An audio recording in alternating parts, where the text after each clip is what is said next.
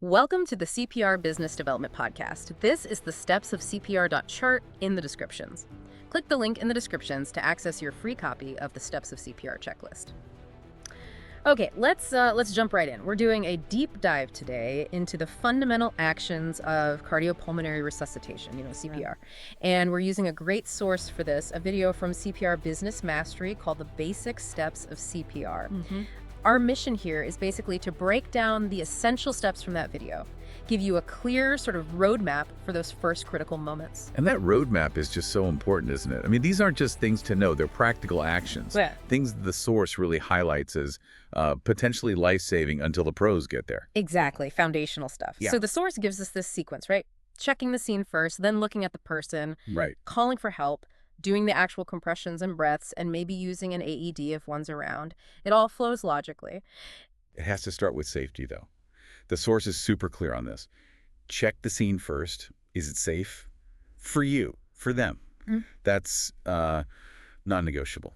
Step one. Okay, scene safe. Got it. Then you turn to the person. How does the source say? We check if they, actually need CPR. Well, you got to see if they're responsive. The video shows, like tapping their shoulder, shouting, "Are you okay?" Yeah, get their attention. If there's no response, and importantly, if they're not breathing normally, maybe they're gasping or just not breathing. Okay. That's your cue. That tells you something's seriously wrong.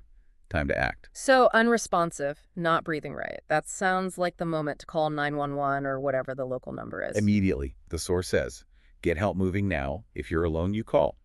If someone else is there, point at them. Tell them you call 911. Delegate it. Makes sense. Yep. And the source adds, if you know where an AED is, that automated external defibrillator, have someone grab that too while you get ready. Right. Okay. Scene safe. Person checked. Help is on the way. What's next, according to the source, before we start pushing on the chest? So the next bit is about the airway and confirming that lack of normal breathing. It leads into CAB, compressions, airway, breathing. CB. The source shows tilting the head back slightly, lifting the chin, opens things up. Then a quick check, like 10 seconds max, look, listen, feel for normal breathing. Still nothing. Yeah. Okay, now we get to the core stuff. The core mechanics, compressions. The source gets pretty specific here, doesn't it? Yeah, very specific. Hand placement. Heel of one hand, center of the chest between the nipples, other hand stacked on top. Okay. And they really stress keeping your arms straight, elbows locked, using your body weight, shoulders right over your hands. And why is that form so crucial? What does the source say? It's all about depth. The source hammers this home. You need to push down at least 2 inches, 5 centimeters. Wow, that's quite deep. It is. But without that depth, you're just not pushing the blood around effectively enough, not getting it to the brain and other organs. Depth is key. Got it. And the rhythm, the source had that handy tip. It did. The rate. Aim for 100 to 120 compressions per minute. And yeah, the source mentions that familiar trick. Think of the beat to staying alive. Helps keep that pace consistent. Exactly. Consistency is vital for blood flow. So deep compressions, fast rhythm.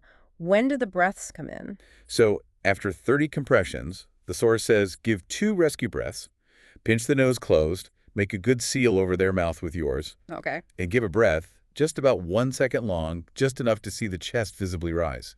Then the second breath, So it's that cycle. 30 compressions, then 2 breaths. Over and over. that's the rhythm, 30.2.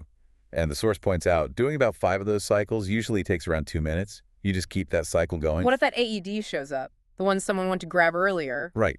If an AED arrives, the source says use it immediately. Don't hesitate. They're designed to be used by anyone they talk you through it. Voice prompts and everything. Yep. Tells you where to put the pads, when to stand clear. If a shock is needed, you just follow its lead as soon as it's ready. Okay, so you're either doing the 30.2 cycles or following the AED. Yeah, But when do you actually stop? Does the source cover that? it does. You basically keep going until one of 4 things happens. The person starts showing signs of life, like breathing or moving, or trained medical help arrives and tells you they're taking over. Or the AED might tell you to stop while it analyzes or shocks. Or, frankly, if you become too exhausted to continue safely and effectively. That makes sense. It must be tiring. It really can be. And the source also mentions if they do start breathing normally, roll them onto their side into the recovery position, but keep watching them closely. Wow. Okay, so the source really lays it out clearly. From checking it's safe to checking the person, calling for help, then the CAB compressions, breaths, using an AED, and knowing when it's okay to stop or shift gears. Yeah, it distills it down into really actionable steps. And those key numbers, the source emphasizes a 100 to 120 rate, that 2-inch depth, the 30.2 ratio. Those specifics are what the source suggests makes CPR potentially work. So, thinking about our listener, what does knowing these specific steps, straight from the source material, what does that empower you to do if you ever face that kind of situation? What it empowers you to actually do something, Yeah. right? To act with some confidence instead of freezing. And, a really powerful thought from how the source describes continuing CPR. It's not just about starting.